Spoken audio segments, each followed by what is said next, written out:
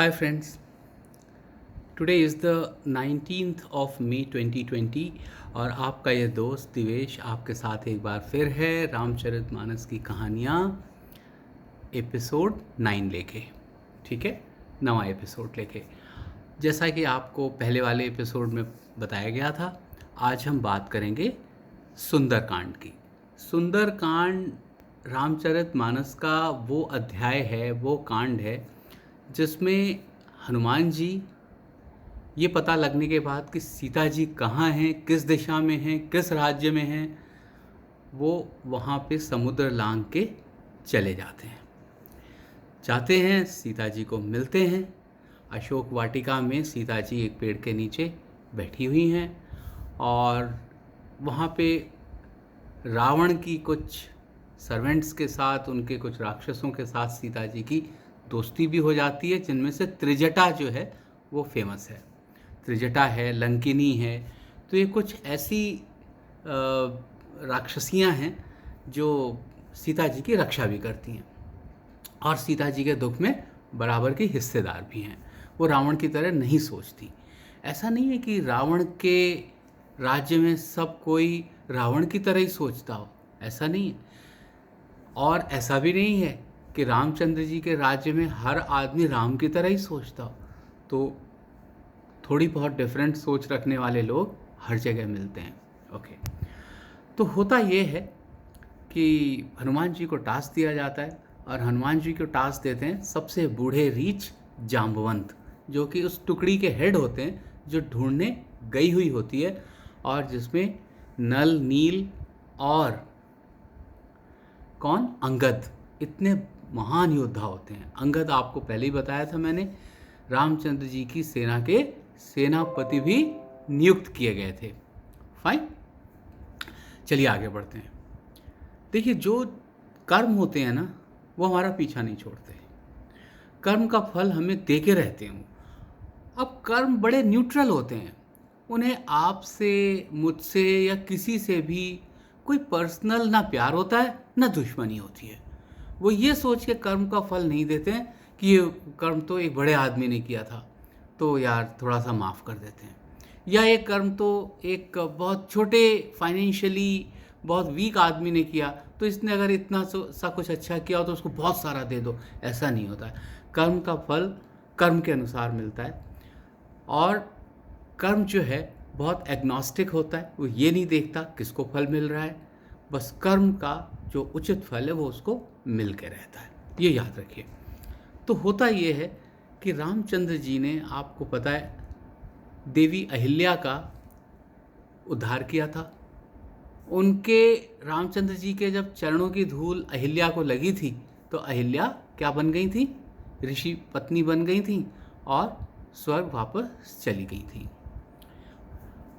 अहिल्या और गौतम ऋषि, इनका एक पुत्र था, उसका नाम था केसरी, और उनके पुत्र का विवाह हुआ था अंजनी नाम की एक ऋषि कन्या से। इन दोनों के पुत्र हैं हनुमान। तो देखिए, हनुमान जी जब आए हैं राम जी के पास तो हमेशा के लिए एक भक्त बन के, तो किसके कर्मों ने फल दिया, रामचंद्र जी के। उन्होंने अहिल्या का उद्धार किया और मैं सच बताऊं आपको तो हनुमान जी ने रामचंद्र जी की वो मदद की कि जिसे उद्धार करने से कम नहीं कहूँगा मैं। सीता जी का पता लगाया, अंगूठी दी, वहाँ से चंद्रहास नाम का आभूषण लेके आए सीता जी का दिया हुआ, वो राम जी को दिया, पूरी डिटेल बताई, रामचंद्र जी को पूरी सांत्वना दी कि आप बिल्कुल चिंता ना करें, माता वहाँ पे ठीक हैं, और माता को सूचना दी कि आप बिल्कुल चिंता ना करें, भगवान राम आपको लेने आ जाएंगे। सीता जी तो प्रण किए हुए बैठी थी कि अगर 1 महीने में नहीं आए तो मैं तो जो है अग्नि में चली जाऊंगी। तैयारी करो त्रिजटा, मेरी चिता बनाओ, मैं 1 महीने में अग्नि में पहुंच जाऊंगी, और अगर भगवान राम नहीं पहुंचे तो मुझे कोई रोक नहीं सकता ये काम करने से। तो इससे बचत किसने दिलाई, हनुमान जी ने। उद्धार किसका हुआ, सीता जी का, राम जी का। ओके, तो ये तो रामचंद्र जी के कर्मों का परिणाम हुआ। हमेशा उन्होंने अच्छे कर्म किए मानव रूप में और हमेशा उन्हें उसका अच्छा परिणाम मिला। तो कर्म तो देवताओं का भी पीछा नहीं छोड़ते, हम और आप तो बहुत छोटे लोग हैं। अब देखिए आते हैं हम कि इसके बाद क्या होता है। इसके बाद ये होता है कि रामचंद्र जी अपनी सारी सेना को इकट्ठा करते हैं। सारी सेना, सब बड़े लोग हैं, जाम्बवंत, सुग्रीव, हनुमान, इन सबको इकट्ठा करते हैं, अंगद, और कहते हैं अब क्या किया जाए। तो कहते हैं अब लड़ाई की जाए, बिल्कुल चलिए। तो कूच कर जाते हैं, कूच कर जाते हैं सी की तरफ। अब सी के सामने बैठे हुए हैं। समुद्र को देवता माना गया है, वरुण देव हैं। तो समुद्र से प्रार्थना करते हैं कि हे समुद्र देवता, आप ना हमें रास्ता दे दो। अब रामचंद्र जी को भला कौन रास्ता ना देता, लेकिन समुद्र ने नहीं दिया। 1 दिन, 2 दिन, 3 दिन, 3 दिन के बाद रामचंद्र जी जो कहते हैं वो रामचरितमानस का एक बहुत फेमस कोटेशन है। वो आज भी बड़ा यूज़ होता है, जो जानकार लोग हैं उसको यूज़ करते हैं, उसको कोट करते हैं। वो ऐसे है, विनय न मानत जलधि जड़, गए 3 दिन बीत, बोले राम सकोप तब, भय बिनु होए न प्रीति। कि जब ये बेवकूफ़ समुद्र विनती मान नहीं रहा है, रामचंद्र जी के विनती करते करते 3 दिन हो गए, तो रामचंद्र जी ने धनुष की प्रत्यंचा चढ़ाई, अग्निबाण लगाया और कहा मैं तुम्हें सुखा दूंगा। तो रामचंद्र जी ने कहा बिना डर के प्यार मोहब्बत नहीं होती। देखिए ये हमारी आपकी ज़िंदगी में भी बहुत इम्पॉर्टेंट है। ध्यान से इसको 2 बार, 10 बार, 20 बार सोचिएगा और मुझे बताइएगा कि वाकई में ऐसा है कि नहीं है। आज भी बिना डर के प्यार नहीं होता। ओके, चाहे वो 2 देशों के बीच में हो, 2 समुदायों के बीच में हो, या 2 हमारे आपके बीच में हो, 2 लोगों के बीच में हो, थोड़ा भय बहुत ज़रूरी है।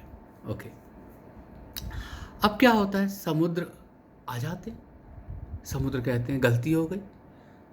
मैंने आपको एक बार पहले एपिसोड में एक बात बताई थी कि रामचंद्र जी को 2 बार गुस्सा आता है। एक सुग्रीव के साथ आता है जब सुग्रीव अपना आराम से राज कर रहे हैं, और एक अब इस बार वरुण देवता, समुद्र देवता के ऊपर आता है। तो समुद्र कहते हैं कि गलती हो गई, मैंने आपकी बात नहीं सुनी, माफ़ करिए। खैर रामचंद्र जी हैं, उनका हृदय बहुत विशाल है, माफ़ कर देते हैं। पूछते हैं क्या इसका हल, क्या है इसका, कैसे पहुँचेंगे वहाँ तक। तो कहते हैं आपके यहाँ 2 बड़े युवा इंजीनियर हैं। वो इंजीनियर्स जो हैं वो ये कला जानते हैं कि पत्थरों को पानी पे तैराया कैसे जाता है। अगर वो पत्थर डालेंगे इसमें तो वो डूबते नहीं हैं। अब क्या होता है साहब, बस वो हर पत्थर पे राम राम लिख के और तैराते चले जाते हैं, ब्रिज बन जाता है। ये चीज़ रावण सोच भी नहीं पाया था। रावण वहाँ पे अपना ओवर कॉन्फिडेंस में अपने राज में बिल्कुल खुश था कि ये 400 किलोमीटर का पुल तो कोई माई का लाल 4000 साल में भी नहीं बना पाएगा, और ये बन जाता है। तो यहाँ पे एक सीख हमारे लिए ये भी है कि कभी भी अपनी पावर में ओवर कॉन्फिडेंट नहीं हो जाना चाहिए। कई बार हम सोचते हैं हाँ ये लेसन तो हमें आता है, रिपीट नहीं करते, रिवाइज़ नहीं करते, और वहीं पे हम लोग थोड़ा सा मार खा जाते हैं। तो कभी भी कॉम्प्लेसेंसी नहीं रखें, कभी भी ओवर कॉन्फिडेंस नहीं होना चाहिए। अब देखिए यहाँ पे एक चीज़ मैं आपको और बताता हूँ। हम लोगों ने 2 पक्षियों के बारे में पहले सुना। पक्षी कौन कौन थे? वो थे जटायु, जो पहले शहीद हुए भगवान राम जी की सेना के साथ, मतलब भगवान राम जी की मदद करते हुए, पहले सिपाही, पहले सैनिक। और उसके बाद में उनके भाई थे, उन्होंने मदद की थी, संपाति ने, जिन्होंने बताया हाँ लंका में सीता गई हुई हैं, लेके गया हुआ है रावण उनको।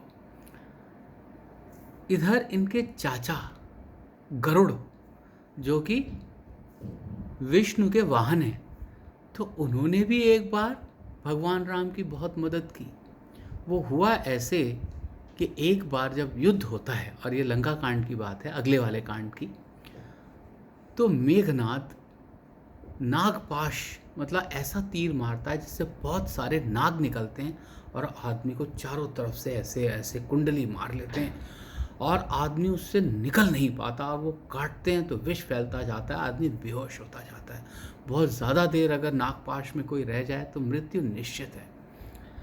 तो भगवान याद करते हैं, राम गरुड़ को याद करते हैं। गरुड़ एक ऐसा पक्षी है जिससे सांप डरते हैं, और ये कोई ऑर्डिनरी वल्चर नहीं है, ऑर्डिनरी गिद्ध नहीं है। गरुड़ पक्षराज गरुड़ हैं, और इतने विशाल हैं कि जब उनकी आंखें स्वर्ग से उन नागों के ऊपर पड़ती हैं तो नाग भाग जाते हैं, और कहते हैं कि गरुड़ जिस सांप को एक बार देख ले वो सांप पृथ्वी पे फिर रह नहीं पाता, गरुड़ को मारने की भी ज़रूरत नहीं पड़ती। तो उन्होंने भगवान राम के शरीर को नागपाश से विमुक्त कर दिया था हमेशा हमेशा के लिए। तो एक और उदाहरण है कि जहाँ पे हमने देखा पक्षियों, वनवासियों का, इन सब लोगों का एक कोऑर्डिनेशन हुआ और भगवान राम ने ये लड़ाई लड़ी। ऐसा विश्व में कहीं भी कोई उदाहरण नहीं है। ओके, तो हम लोगों को ये इससे सीख मिलती है कि जब नेचर का हर अंग, चाहे वो पानी हो, पत्थर हो, देखिए पत्थर पे आपने राम लिखा और पत्थर तैरने लगे, आपकी बात मान रहे हो, नल नील की बात मान रहे, तो न केवल जीवित बल्कि अजीवित, मैं मृत नहीं कहूँगा, अजीवित चीज़ भी आपकी बात मान रही है, आपकी सेना का एक हिस्सा बनी हुई है, आपकी विजय पताका लेके दौड़ रही है आपके लिए। तो ये तभी पॉसिबल है जब आप सबके साथ एक कोऑर्डिनेशन बना के चलेंगे। इन्होंने सबसे मित्रता की, चाहे वो ऋषि हो रास्ते में, सबका दुख हरा, चाहे वो अहिल्या हो या कोई भी हो, चाहे सुग्रीव हो। और अगर किसी को मारा तो उसके पीछे कोई वजह, जैसे बाली को मारा तो वजह थी उसके पीछे, उसके परिवार को अपनाया, अंगद को युवराज बनाया और अपनी सेना का प्रमुख सेनापति भी बनाया। तो ये सारी चीज़ें हमें राम से सीखनी चाहिए कि किस तरह से प्रकृति के हर हिस्से को अपने साथ लेके ज़िंदगी में हमें आगे बढ़ना है। अहंकार नाम की कोई चीज़ नहीं।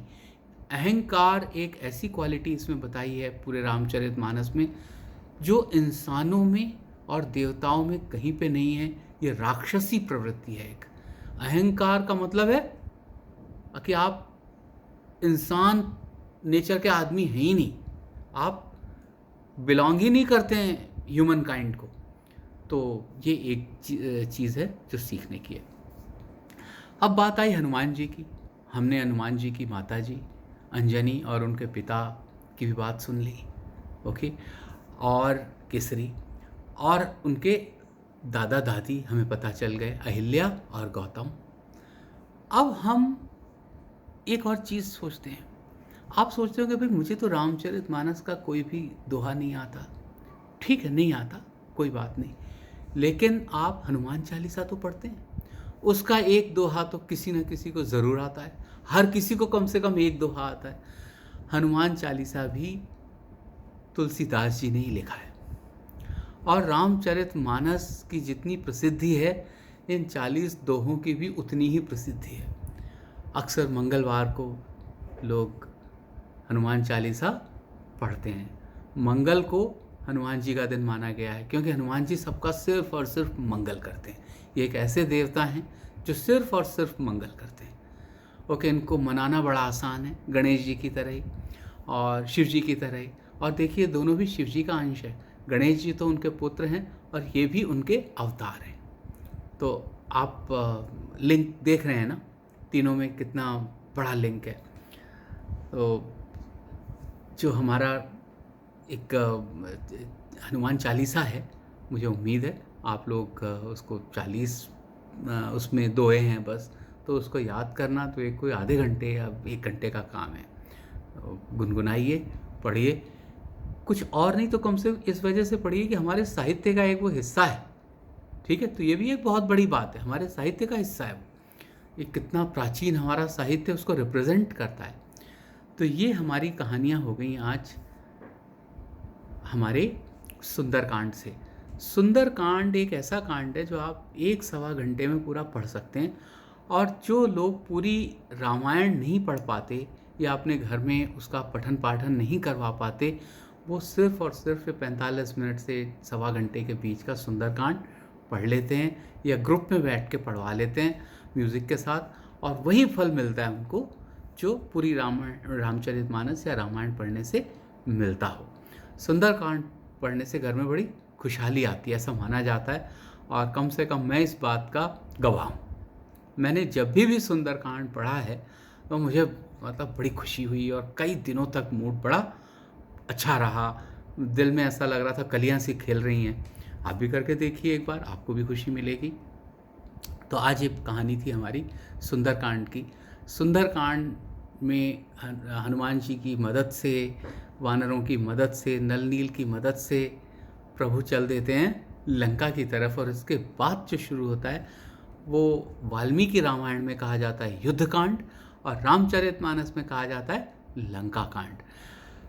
ऐसा माना जाता है कि ओरिजिनल रामचरितमानस लंका कांड पे समाप्त हो गई थी, और लेकिन उसके बाद में उत्तरकांड जो है, उत्तर का मतलब होता है आफ्टर इंटरवल, ओके।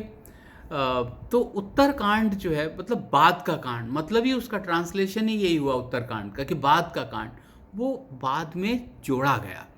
तो देखते हैं आगे कैसे आगे हम लोग पढ़ेंगे। कम से कम हमें अभी 2 दिन तो आपके साथ जुड़ने का मौका और मिलना ही है, ओके।